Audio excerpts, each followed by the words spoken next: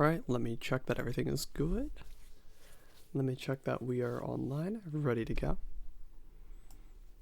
Alright, looks like it. Okay, just a quick disclaimer at the beginning of stream. This is basically the furthest into group theory we go. Like pure group theory, because after this the section is on ring and field theory, and the furthest we go in that is Galois theory. So I will likely leave, because this is a very good introduction to a lot of other finite, like other group-based textbooks. I'm likely just going to leave it at this, and I will probably do some exercises, but especially not many. Alright, but anyways, let's just continue.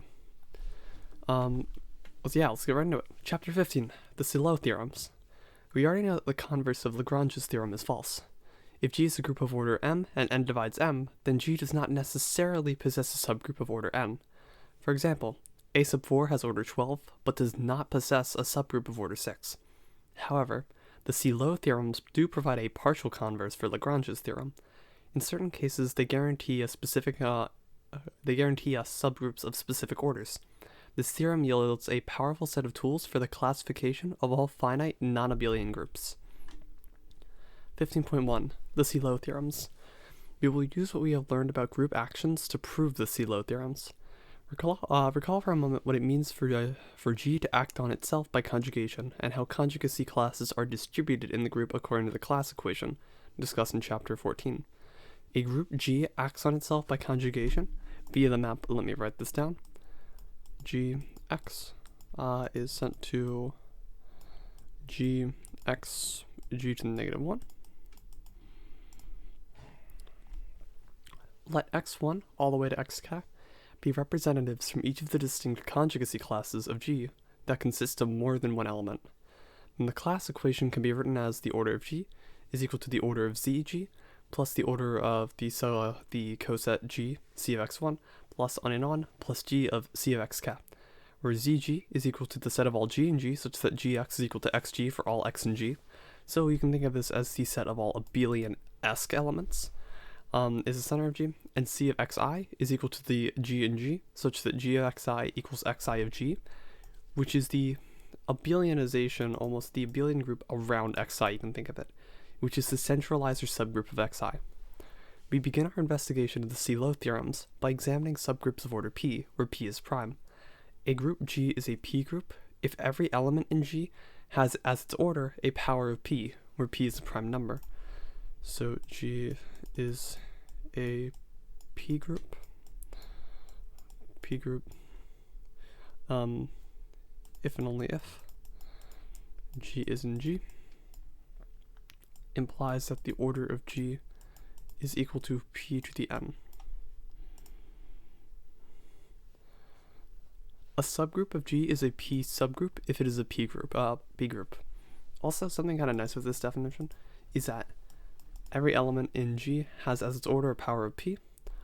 This is we could generalize this to n groups, where n is not a prime number, but the only one that's not a prime is 1, because, like, if P divides n, then there is an element of G with order P by Cauchy's theorem, which we'll prove later. Actually, oh wow, nice, right here. Which means that it's not a n subgroup, it's a P subgroup. Or it's not an n group, it's a P group. So, a subgroup of a group G is a P subgroup if it is a P group. Theorem 15.1, Cauchy. Let G be a finite group and P a prime such that P divides the order of G. Then G contains a subgroup of order P. Proof. We will use induction on the order of G.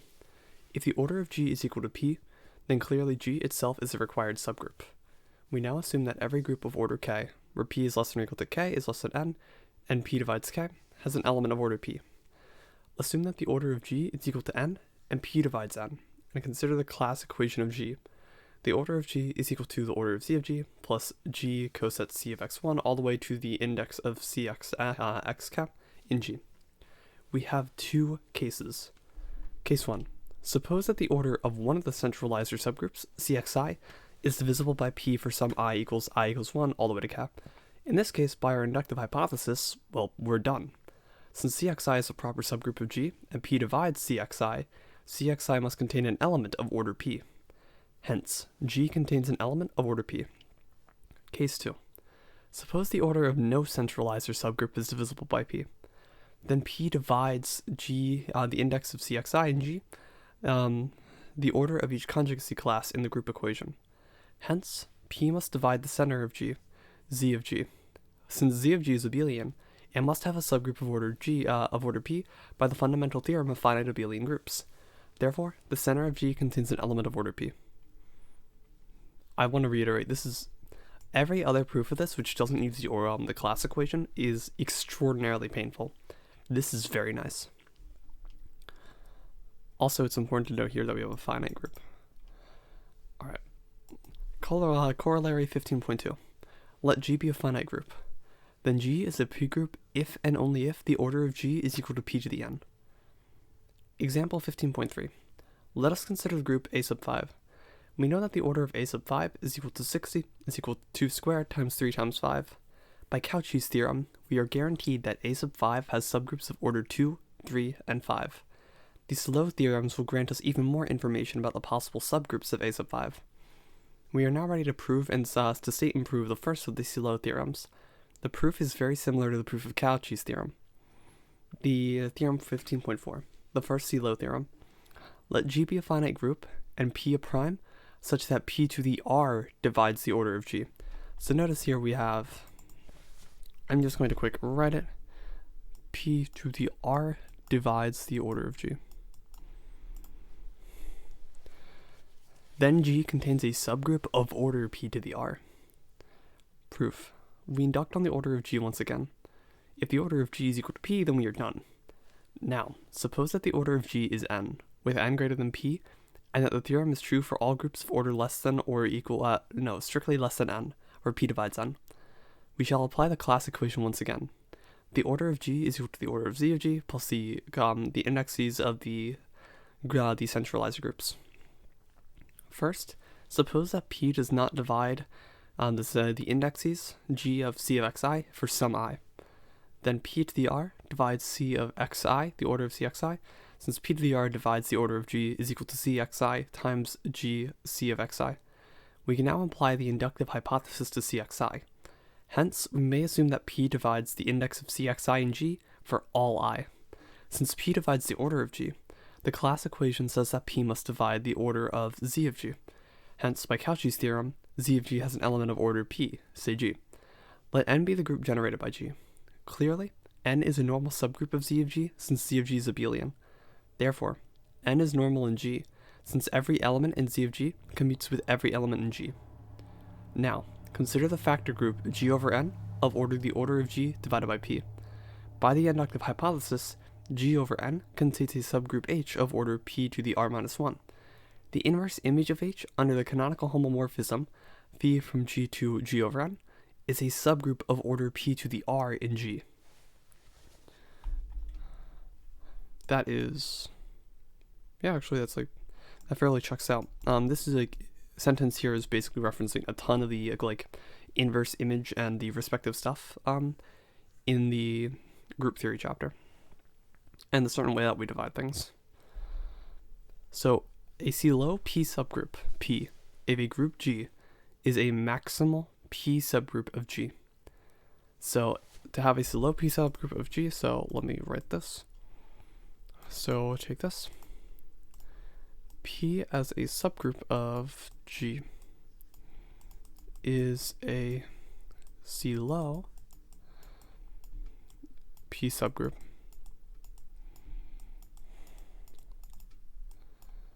if P is a subset of K with K a P subgroup, K a P subgroup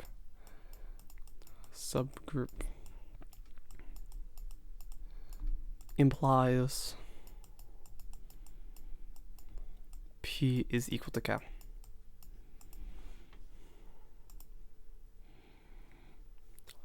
We need to consider conjugate subgroups as opposed to conjugate elements in a group.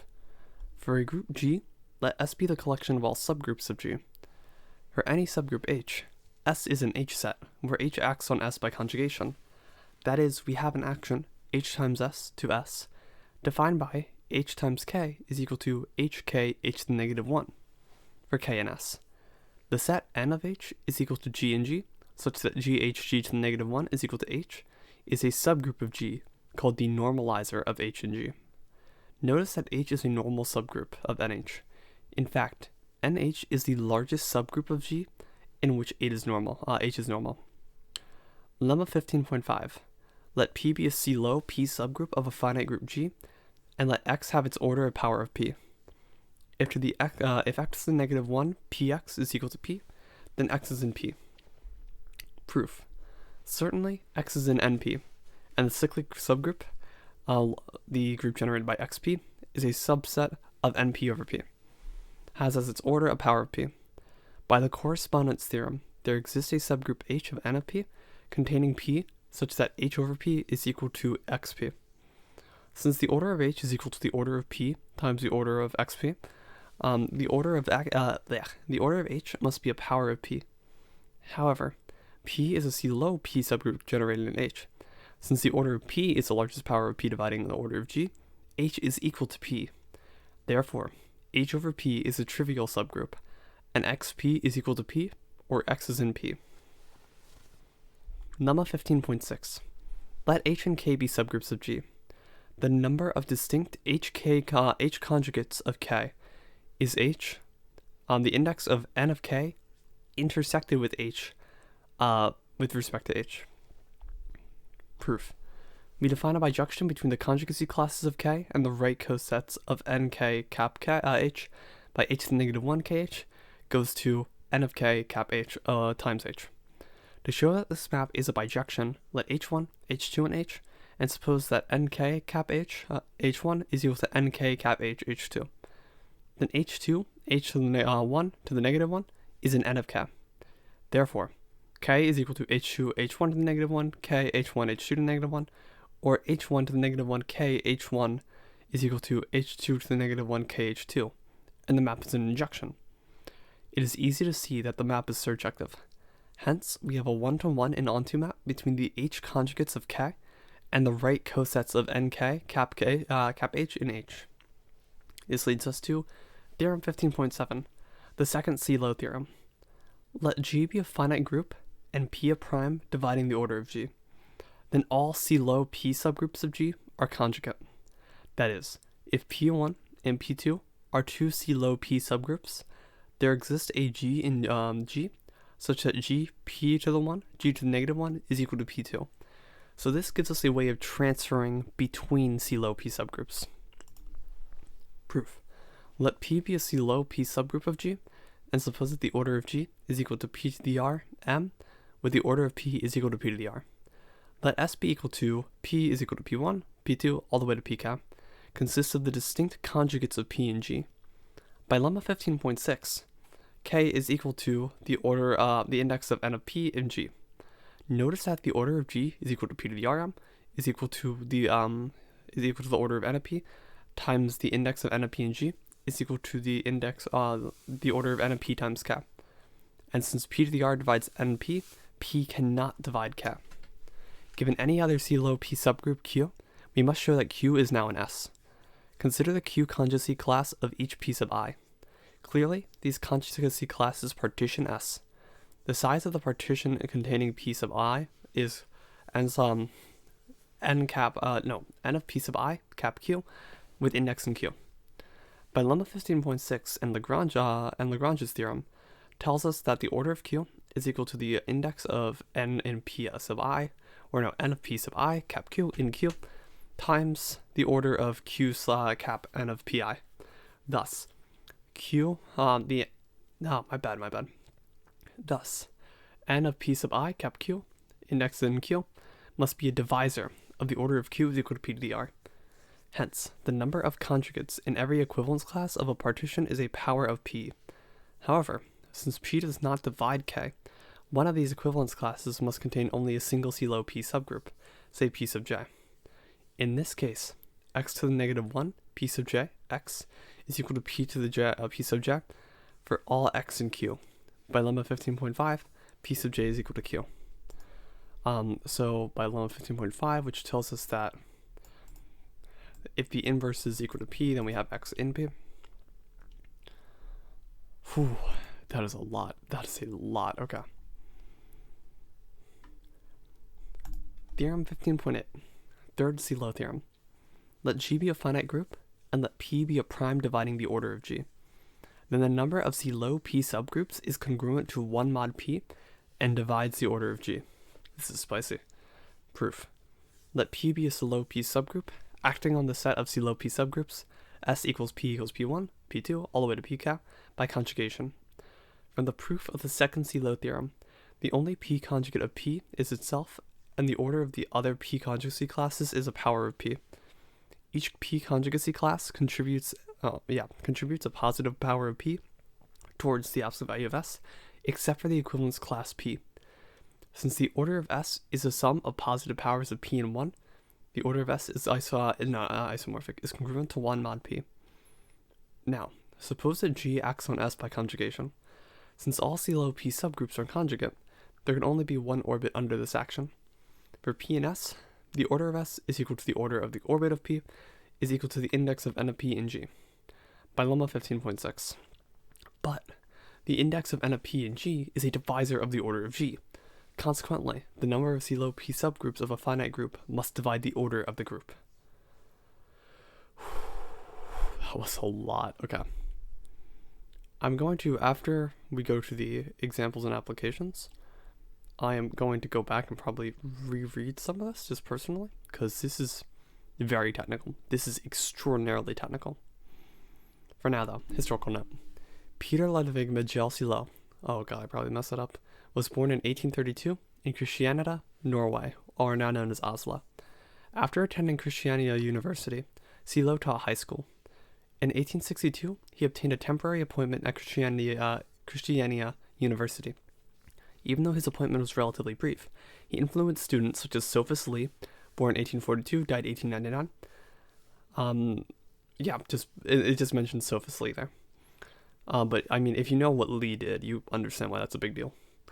Sylow had a chance at a permanent chair in 1869, but failed to obtain the appointment. In 1872, he published a 10-page paper presenting the theorems that now bear his name. Later, Lee and Sylow collaborated on a new edition of Abel's works. In 1898, a chair at Kristiania University was finally created for Sylow through the effort of his student and colleagues Lee.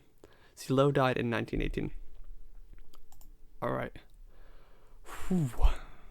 I still need a breath after that. Okay. Examples and applications. Example 15.9. Using the Sylow theorems, we can determine that A5 has subgroups of order 2, 3, 4, and 5. The Sylow P subgroups of A5 have order 3, 4, and 5. The third Sylow theorem tells us exactly how many Sylow P subgroups A5 has.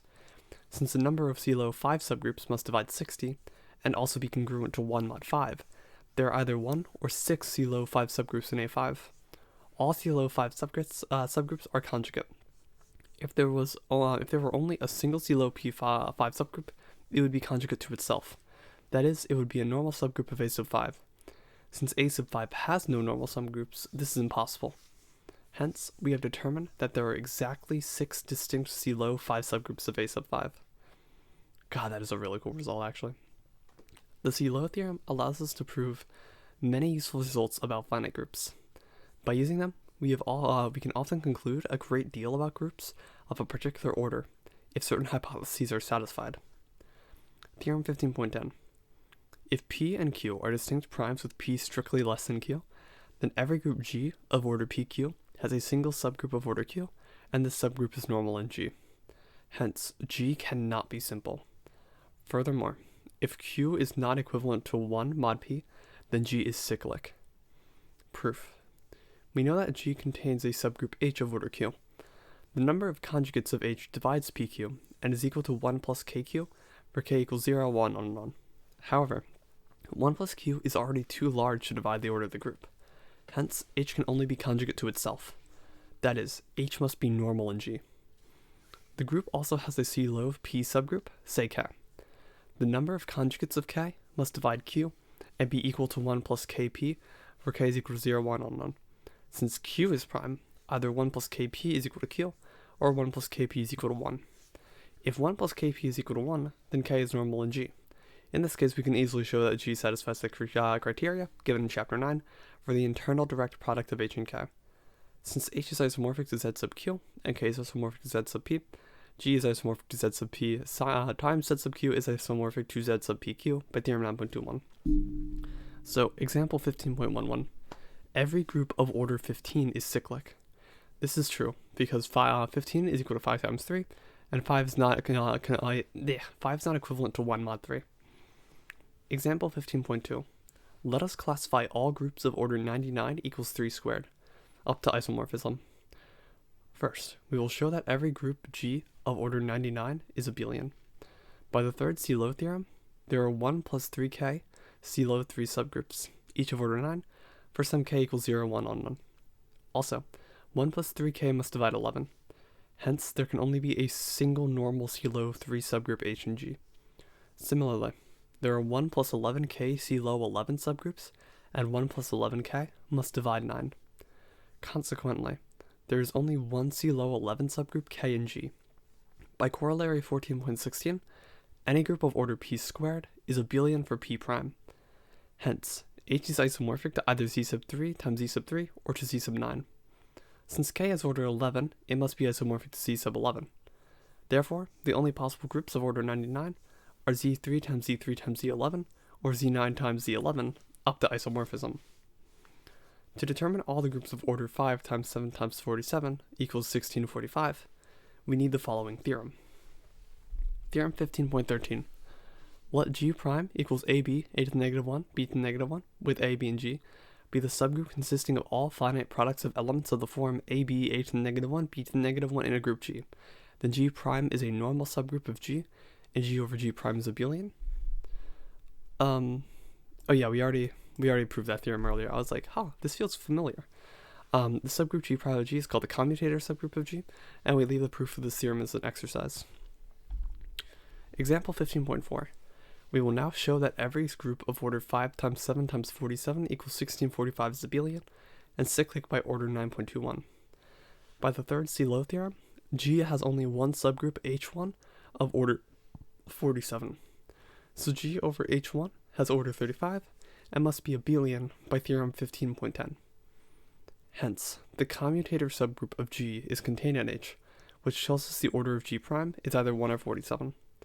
If the order of G prime is equal to 1, we are done. Suppose now that the order of G prime is equal to 47. The third Sylow theorem tells us that G has only one subgroup of order 5 and one subgroup of order 7. So there exist normal subgroups H2 and H3 in G, where the order of H2 is equal to 5 and the order of H3 is equal to 7. In either case, the quotient group is abelian. Hence, G prime must be a subgroup of H sub I for I is equal to 1, 2. Therefore, the order of G prime is 1, 5, or 7.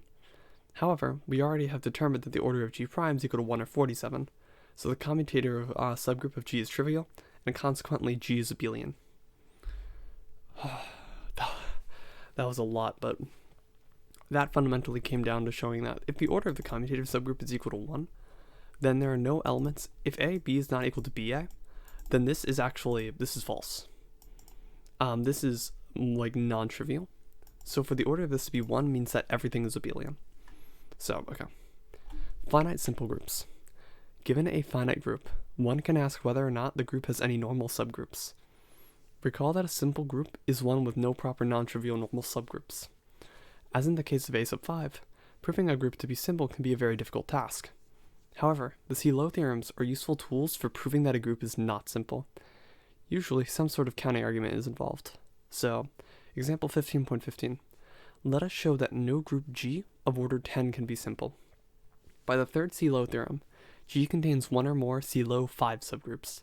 The number of such subgroups is congruent to 1 mod 5 and must also divide 20. The only possible such number is 1. Since there is only a single Sylow 5 subgroup and all Sylow 5 subgroups are conjugate, this subgroup must be normal.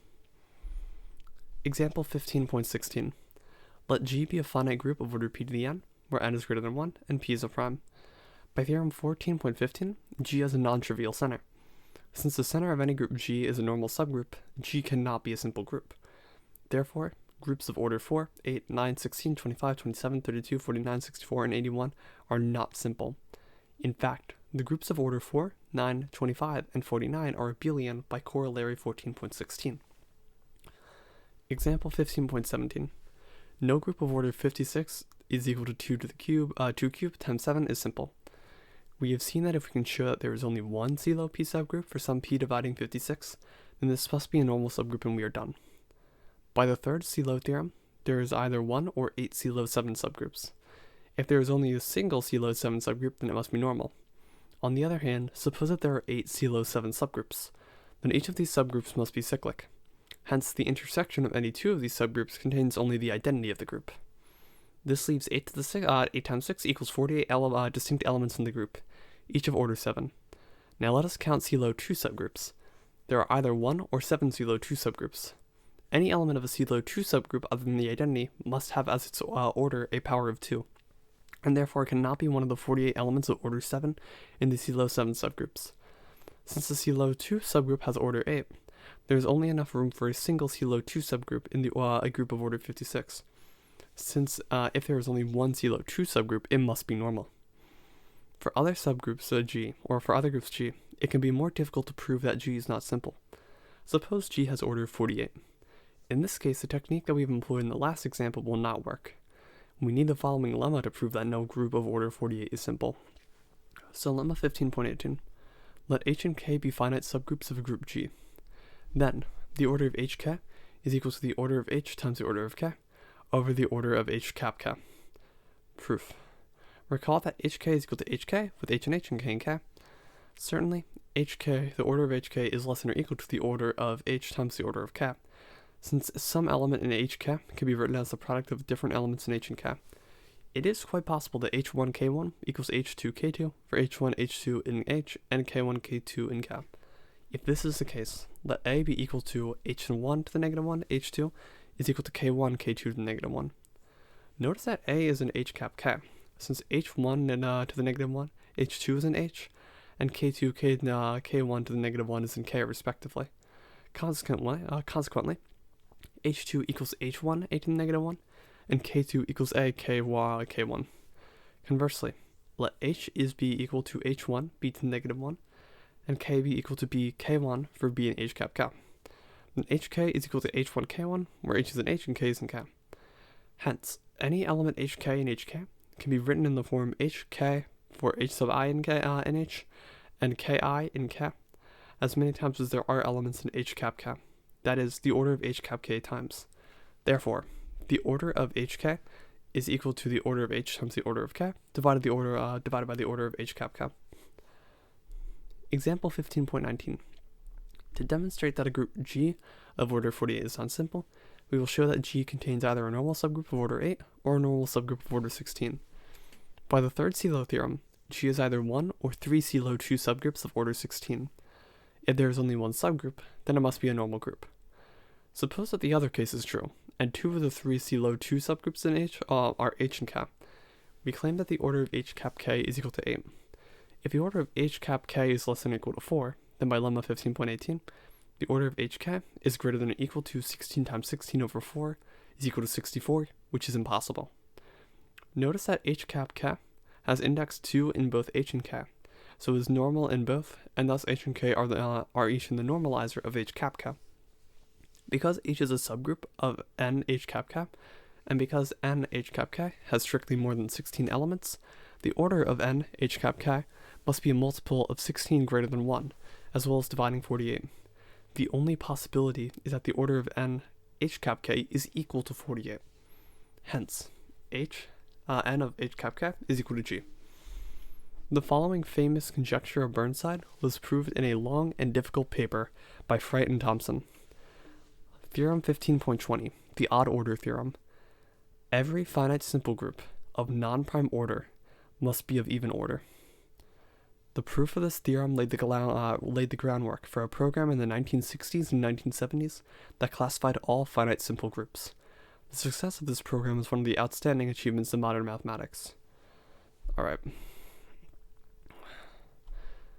So, reading questions. State Sylow's first theorem. I think Sylow's first theorem was that if a power of p divides the order of your group, then it contains an order of the power that divides it. Yeah, okay. That's the first theorem. We have that. How many groups are there of order 69? Why? Let's do a rough argument on this. Yeah. 6 times 9, or no, not 60, oh gosh. 69 is equal to 13 times, wait, is it divisible by 13? Yeah, I think this is 13 times 3. So the only structures we have are, because 13 and 3 are prime, z sub 13 times z sub 3, and z69. And actually, because these numbers are coprime, these groups are actually isomorphic. So up to isomorphism, there's only one such group.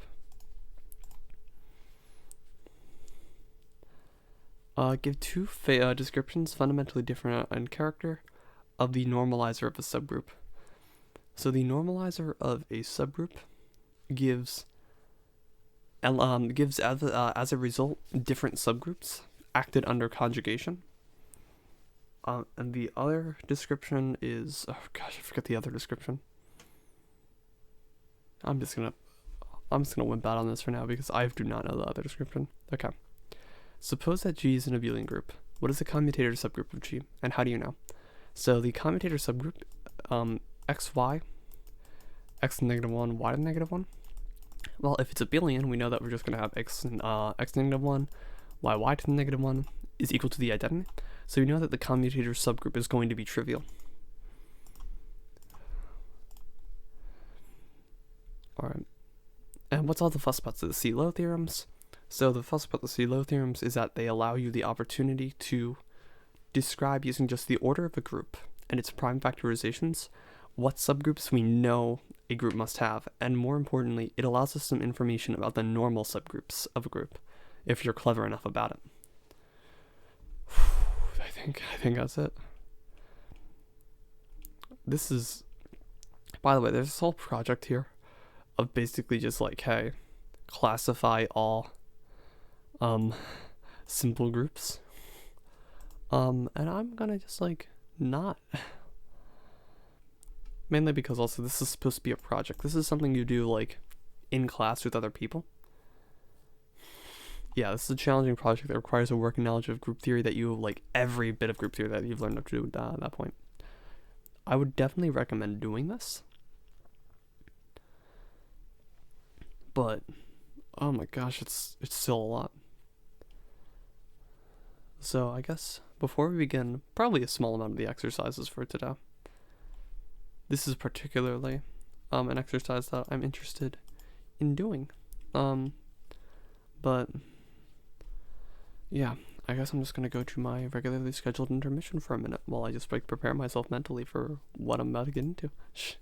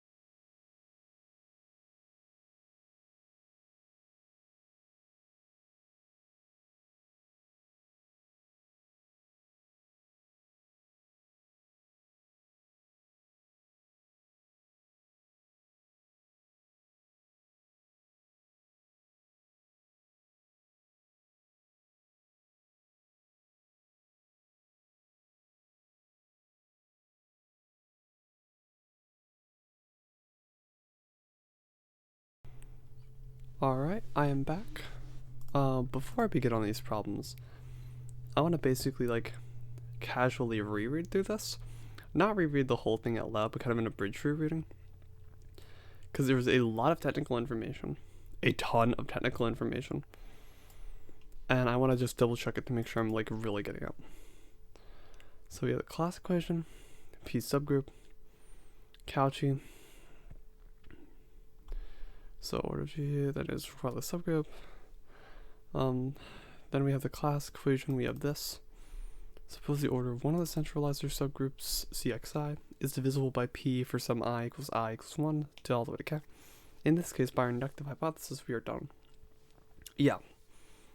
Because the order of Z of G is like non-zero, so it would be strictly smaller. Suppose the order of no centralizer subgroup is divisible by P. Then P divides the order of G of Cxi.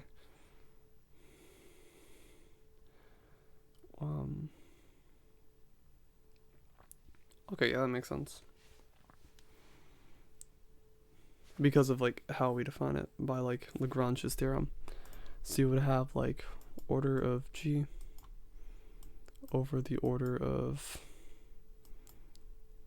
C of xi is equal to G Cxi, right, we have that. Cxi, the order of that. Which if P divides this, but P does not divide this, it implies that P divides that. Okay.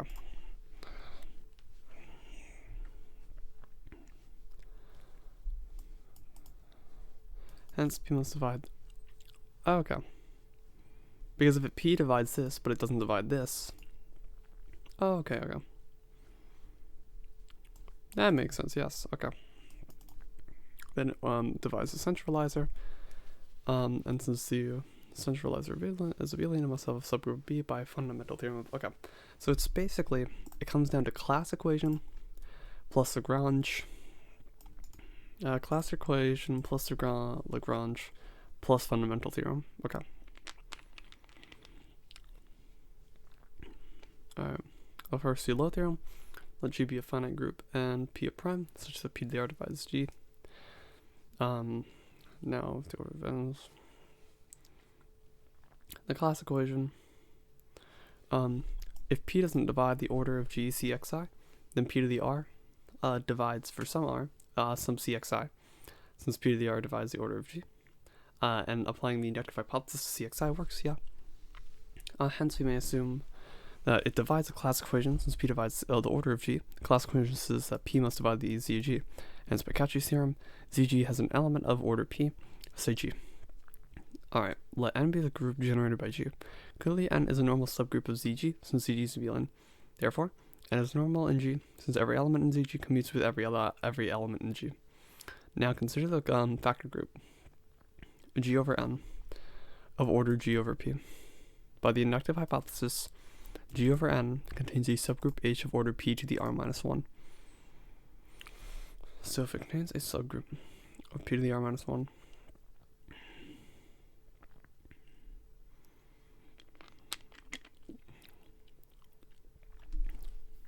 oh, okay.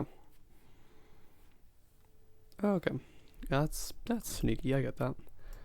Under the canonical order homomorphism, because it'd be kind of like P times phi to the negative 1 of whatever that group is, blah blah blah, AH. Which this group, this inverse image group, P times P to the R, R minus 1 is equal to P to the R. Okay.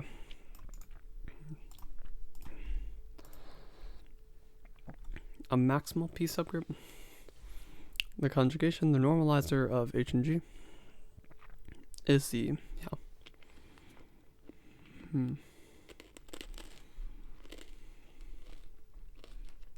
Makes sense.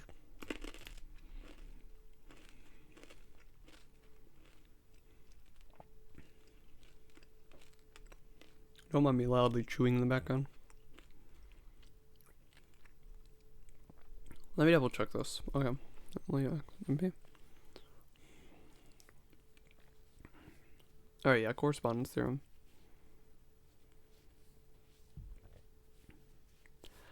Yeah, correspondence theorem and maximality. Nice, okay. H over P is the trivial subgroup, and XP is equal to P over X and P. Let me double check this. Wait. The cyclic subgroup XP and NP has its order of power P. Alright, makes sense. By the corresponding, because it has power P to the R. And there's existing H over P is equal to XP. So the order of H is equal to the order of P times the order of XP. We have that the order of P at H must be a power of P. However, P is a Sylow P subgroup containing H. Since the order of P is the largest power of P dividing G, the order of G, H is equal to P. Okay. Oh, that's actually quite pretty. Because it's showing that this group is trivial. This group has to be trivial. Okay. I quite enjoy that. Okay. And then triviality is just the same as saying that X is in P. Alright. H and K be subgroups, the number of H conjugates is that disgusting thing. This, I'm honestly just gonna, it's so symbol-y that, I kind of want to just take it on faith, but I'll double-check the entire proof again, yeah. We define a bijection between the conjugacy classes and the right cosets.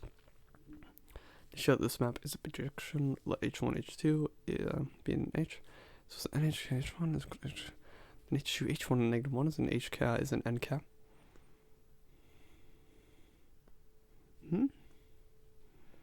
Oh wait, okay, yeah, never mind. That makes sense. I was being kind of daft. Yeah,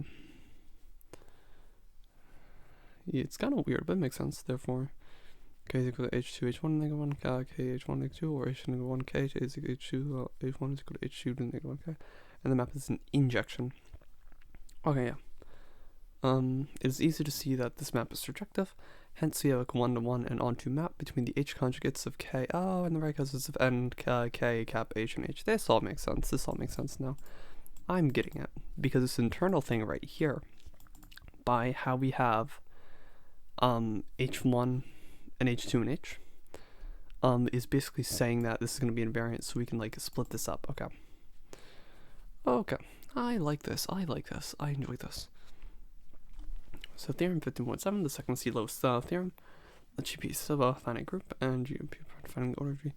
Then all Sylow P subgroups of G. This is one of the big technical theorems that I didn't really get, but is huge when you're studying simple groups.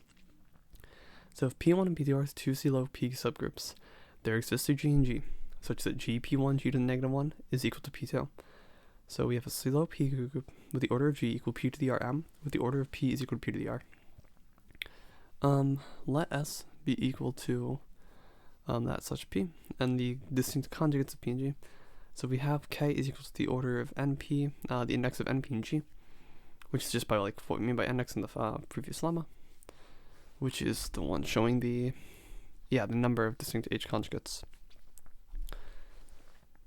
So we have P cannot divide K, obviously. Given any other Sylow P subgroup Q, we must show that Q is now an S. So these S, the size of the set S of the partition. Wait, okay. Q, okay, Q conjugacy, okay.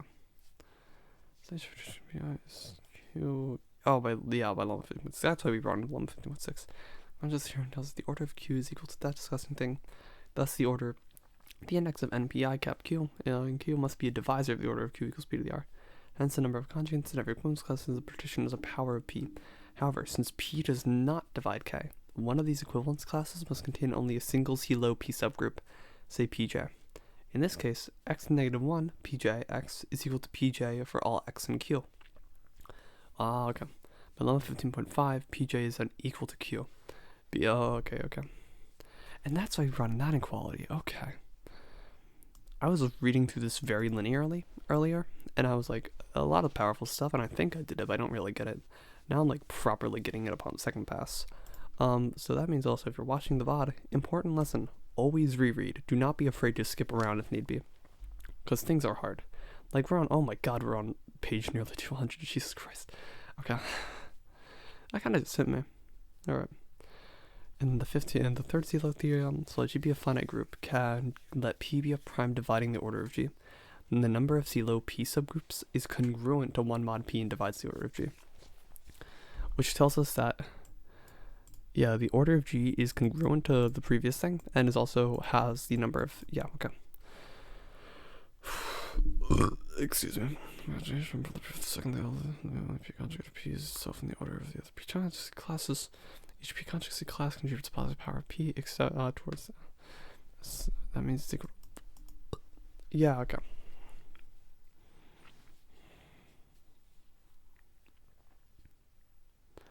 Yeah, okay, that makes sense. Wait,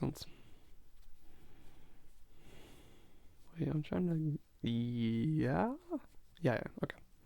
Oh yeah, because okay, that makes sense. Okay, because they would have to be disjoint. Yes, okay. Except the equivalence class P is only like 1, so it doesn't really do anything different. Since the order of S is the sum of positive powers of P and 1, the order of S is equivalent to 1 mod P. Now suppose, okay. Also, I should probably explain what I mean here. So basically, suppose we have a Sylow P group like P, and suppose we have some other group P, like some other Sylow P group PI. Well, suppose we have some P and P. Well, like, actually, we have P, I should probably put P sub I, oh no, P sub K for this case. And we have P sub I, P sub J in this.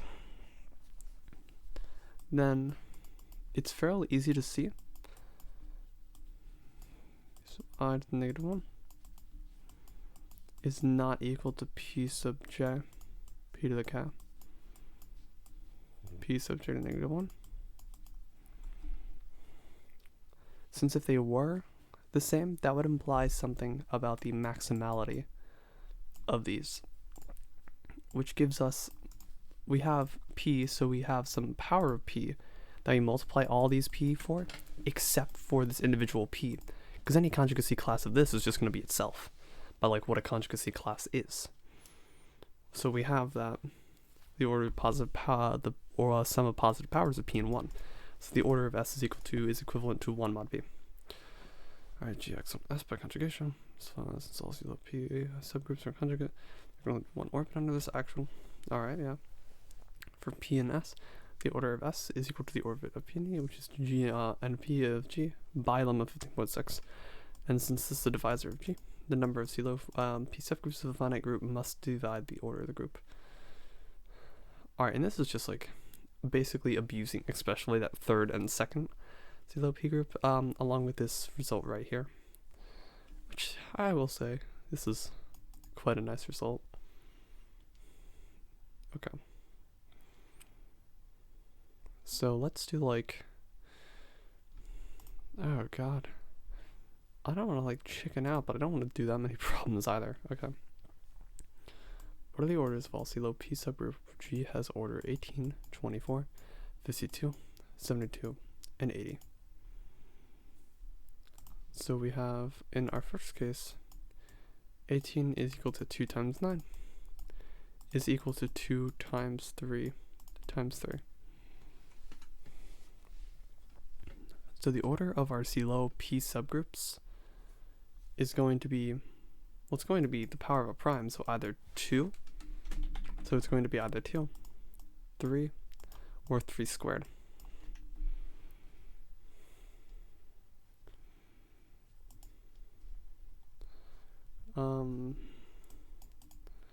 And then it's likewise for these. So the order of all possible Sylow P subgroups. It's not necessarily that these are going to have that order, but it is all the possible orders. Just their prime factorizations. Find all Sylow 3 subgroups of S4 and show they're all conjugate. Nah, I'm good. Show that every group of order 45 has a normal subgroup of order 9. I mean, let me try to think about this for a second. So 45 is equal to 4 times 9, or 5 times 9, not 4 times 9, 5 times 9. which means that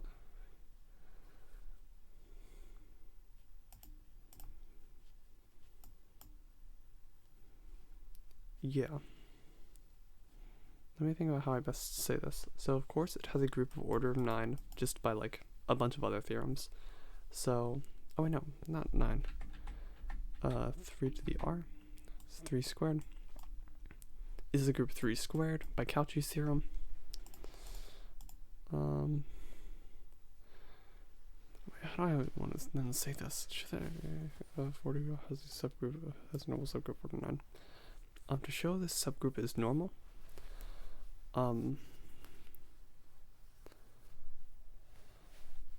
is subgroup normal if the factor group is abelian? Because the factor group is going to be of order 5, which implies that it's going to be cyclic, which implies that if I think if a factor group, let me double check. If G over H is abelian, oh wait, yeah, literally the definition for what it means to be abelian, I think, yeah. If G over H is abelian, then H is normal.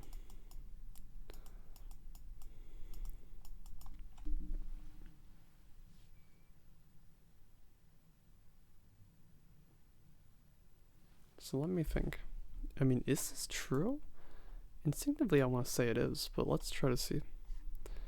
So we have G over H is abelian, right? And H is normal.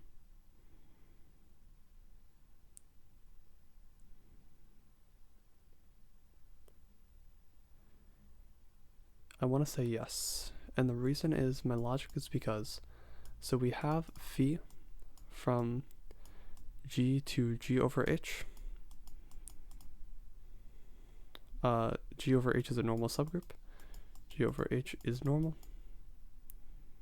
Or no. How do I best say this? Well, yeah, then H is normal. I'll also just quick put in a note in G over H. So that implies that phi to the negative 1 of H equals H is normal. How do we know that H is normal in G sub H?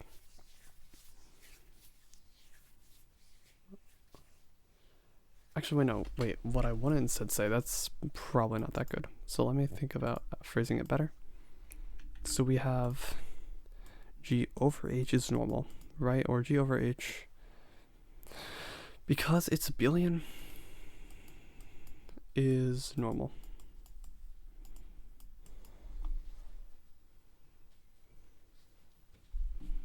So we have that the kernel of a normal group is normal. Actually, what do I want to say? I think that's what I want to say. So we have the kernel of G over H. No, the kernel of phi is equal to H is normal. Gosh, I think that's what I want to say. Let's try a more constructive proof. I might just be being a dunce right now. Alright, so G over H is abelian. So we want to prove that GH is equal to HG.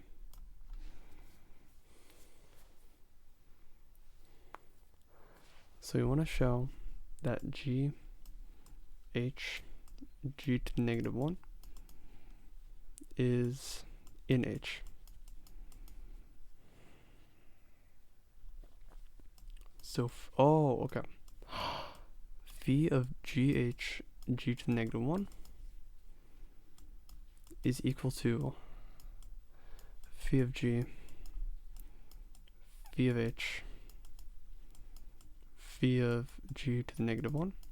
Since this group is abelian, is equal to phi of G to the negative 1, phi of H, is equal to phi of h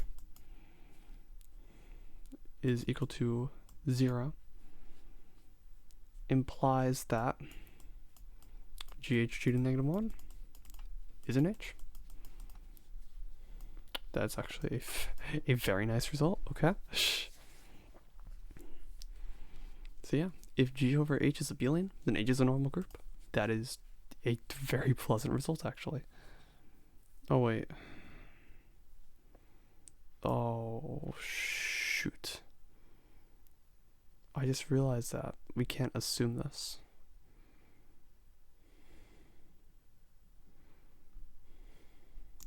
We actually can't assume this because this is putting the cart before the horse. Of course, H is then normal under this, right? So let's think closer about this. I mean, we can functionally do that just without like using the order subgroup notation proper.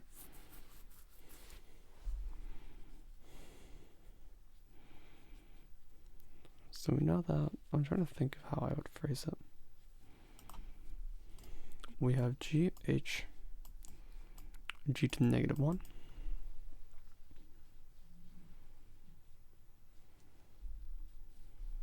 Raising this to the n is equal to, let's also note that G to the negative 1 to the n is equal to G to the n. Oh, wait, H to the n, G to the negative 1 to the n. Ooh, okay. Cogs are kind of turning. So we're letting H be from the subgroup of prove that the order of 0 to 45 is a normal subgroup over 9. So we're assuming that H, the order of H, is a subgroup of order 9.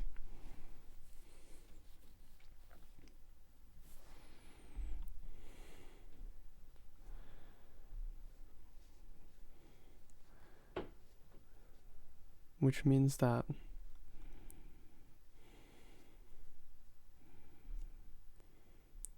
if G and G to the negative 1 are not in H, this means the order of G is equal to the order of H, order to G to the negative 1 is equal to 5.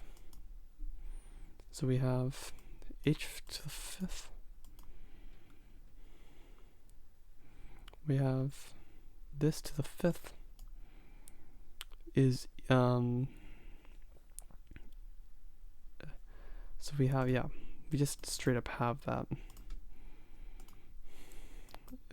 G to the negative 1 to the 5th is equal to H to the 5th is an H.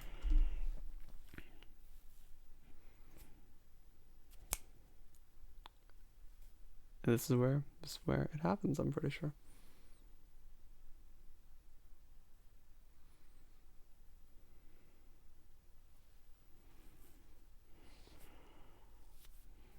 Oh wait, I'm trying to show that G to the 1, that G to the 1 is in H prime. Pain.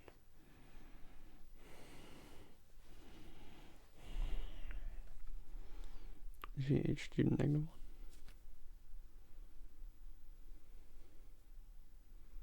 I mean, like, a part of me is inherently feeling that it's fine.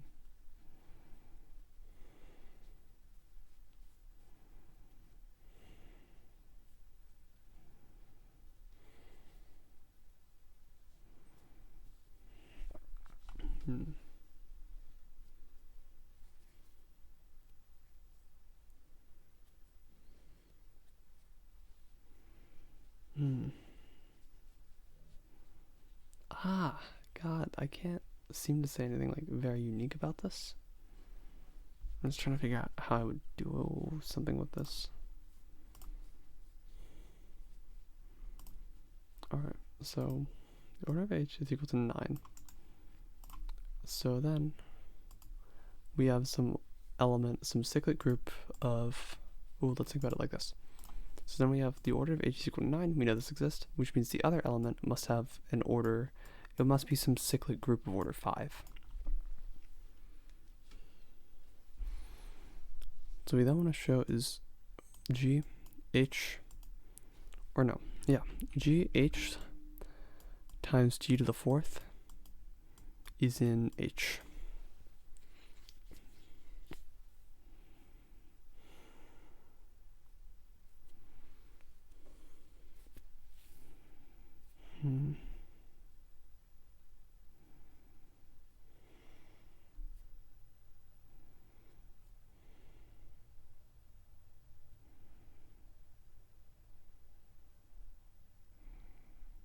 So like, I'm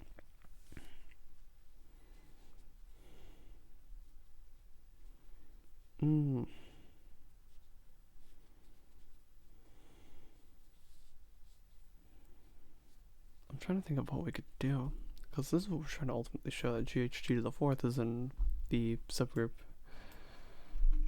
9. I guess something we can do. Oh yeah, okay.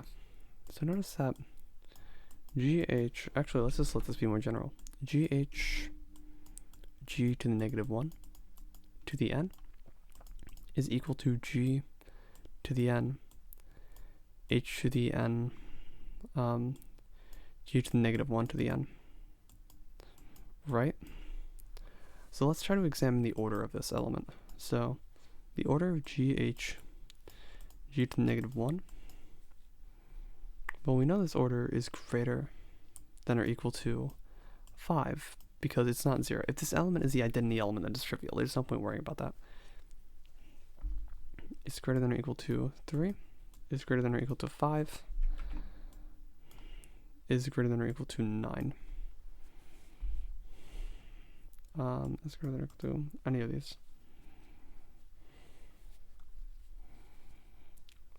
So if the order of G to the negative 1 is equal to 3, then G to the negative 1 is in H definitionally, just by order. If G to the negative 1, if the order is equal to 5, that would imply that, let me write this. We can just cut that off a little bit, that's fine. Then we have that G to the negative 1 is equal to G to the k.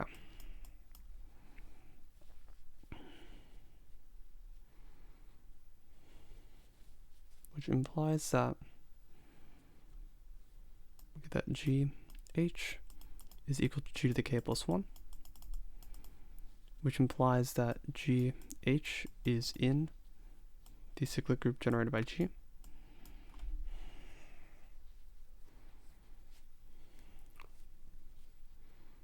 But that contradicts the fact that the order of H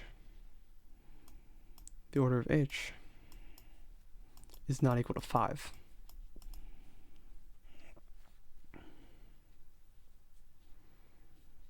Because if this is cyclic, then this is abelian, the order of this should be equal to 5. And that's not true, so that's obviously just like false. So the only other case that it could be is the 9 case as well, which similarly shows that, I mean, if it has order 9, it must be in this. So if it has either element, it can only have orders 3 or 9, which shows that no matter what, it's in H, which shows that the subgroup is normal. Okay. I mean, the nice thing is that argument is kind of complicated, but it immediately generalizes. For anything, it immediately generalizes for any groups, any group G of order p squared times q for p and q coprime. I mean, actually, the 2 wasn't really that specifically important here. It's actually p to the r to the q to the r. So we've kind of shown that any group of this form has a normal subgroup of a certain order. And for the looks of it, we could have even like swapped the implications. So yeah, this actually is like immediately a very powerful generalizable argument. I mean, let me write out that full thing now. I'll write out the full argument. If the order of G is equal to p to the r times q to the k, G contains a normal subgroup of order p to the r. So let H, like if we're going to assume we're going to assume the first Sylow theorem. So let H be a subgroup of G such that, in this case we'll let the Sylow theorem handle this for us, such that the order of H is equal to p to the r.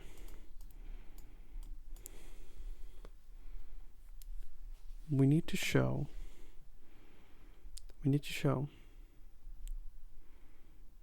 actually we know actually it is a bit stricter. We need to have at least for now, the way I'm thinking of this argument, we need to have a Q, so such that the order of H is equal to p to the r, and let G not in H, which implies that the order of G is equal to Q. This is the important step right here. You can miss some things if you avoid this.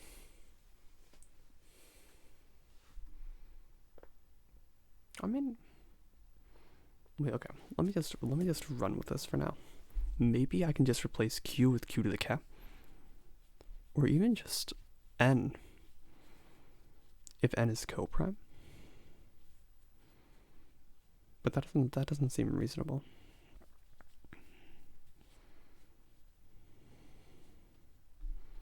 Yeah, and let G not in H be an element G which has order Q. We know this fundamentally because of, okay. So let H be in H. We need to show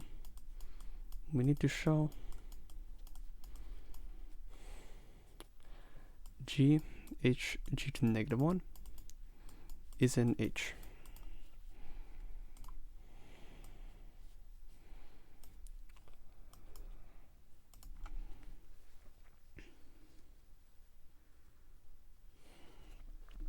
So first, note that G to the negative 1 to the n is equal to G to the n H to the n G to the negative 1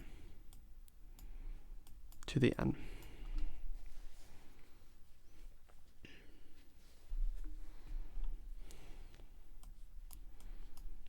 This implies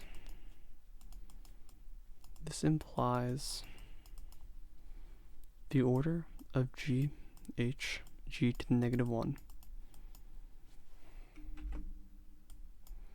is equal to, just first of all, we know that the order of G to the negative 1 is equal to p squared, blah blah blah. And we know that p to the r q. We know that it's not equal to p to the r times q. Why would it not be equal to p to the r times q? There's a reason for it, but I'm trying to remember. Oh yeah, if it equals p to the r times q, that implies that we have a cyclic group, and in that case the theorem is already proven, so to discount the uninteresting case, we're going to just like not let it be p to the r times q. Alright, move all this up.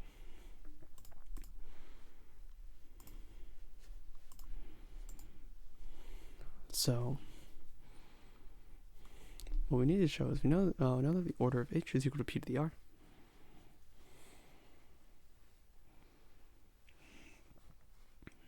If G to the negative 1 is any of these because it's coprime to this,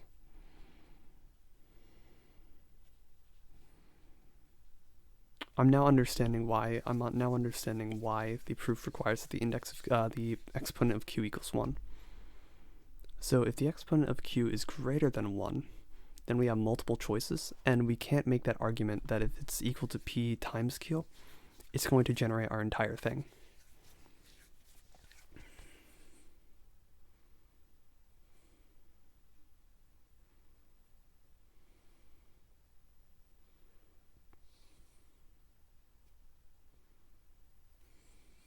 I'm trying to think, actually.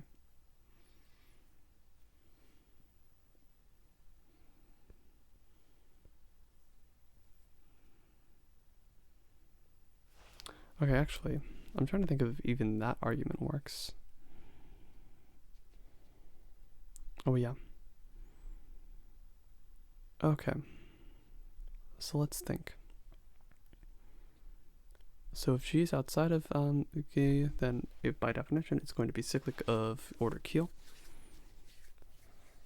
And because these are disjoint, if there's an intersection between them, so if we have an element of order, actually no, not necessarily.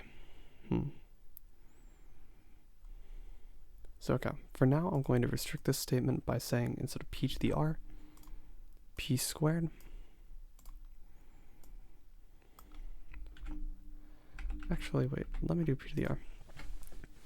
I'm trying to think about why we have to have this restriction. So imagine we have p to the n q.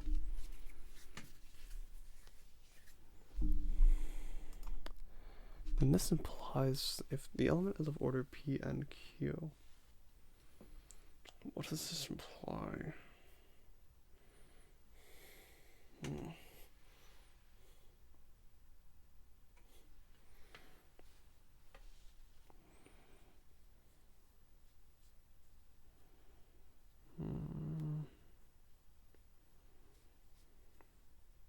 I feel like there's something kind of fundamentally wrong with my example, so I will go back to the case where we have 2.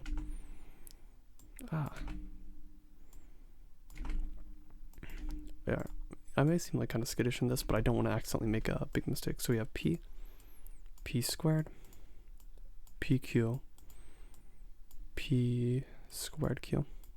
So obviously we don't want the group to be cyclic because then that would be trivial. So we're going to have that. So if it's p times q, then we're going to have an index of order 2. So obviously it's going to be like another trivial case, p times q. And it's specifically in this case, or no, we have an index of p, but then we would still be able to apply the same logic to find something, like a coset logic, almost. So it's either p or p squared, and either of these imply that g to the negative 1 is in this, which implies that g to the negative 1 is in h. So for example, and this is like for any p and q, that's a very nice thing here. So for example, if we had a group of like, let's say 17 squared times like 23, I want to say, yeah, times 23. Yeah, it's 16, 24. Like this group we know is going to have a normal subgroup of order, order p squared in this case. So a normal subgroup of order 17 squared, which is a very strong theorem. So yeah, it was fundamentally the actual exercise, except I was replacing the 3s, and 9s with like just p's, and q's, or 3s and 5s with p's and q's. Alright, let H be a Sylow piece of group. It's the only piece of group contained in N of H. So let H be a Sylow p subgroup of G. Prove that H is the only p subgroup of G. So suppose, okay, H is maximal equal to NP, or no, not NP, oh gosh, P to the N. So suppose that there exists some K in N of H such that order of K is equal to P to the N.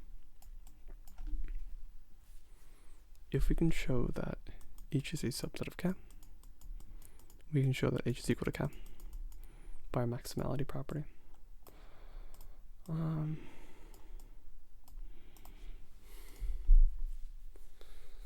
So how do we show this?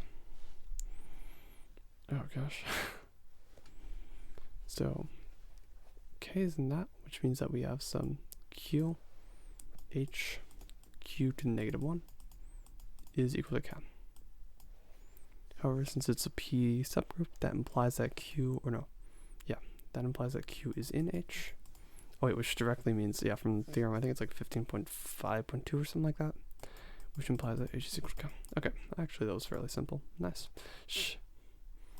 That was like a direct proof instead of a maximality proof. Shh. Show that no group of order 96 is simple. We can try one of these. So what is the prime factorization of 96? 96 is equal to, is it 3 times 13? Oh no, like, no, I'm daft. Oh, yeah, okay. So it's 2 times 48. So we have 2 times 2 times 24. We have 2 times 2 times 2 times 12. So we have 2 times 2 times 2 times 3. Times 2 times 3. 2 times 2 times 3. This is horrible working out from the prime factorizations.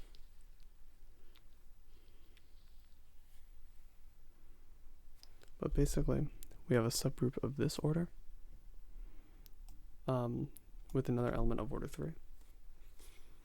And fundamentally, because this is a prime order, we have an element 3. Oh yeah, this element over here. It necessarily follows that this group over here is normal. I'm not going to work out all the details of that, because God knows. God knows.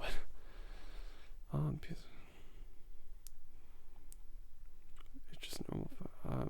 I am too tired for this. Shh.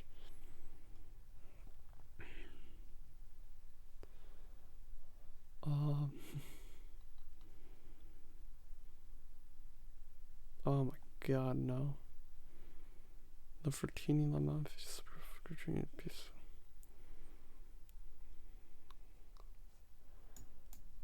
Yeah, I'm gonna just.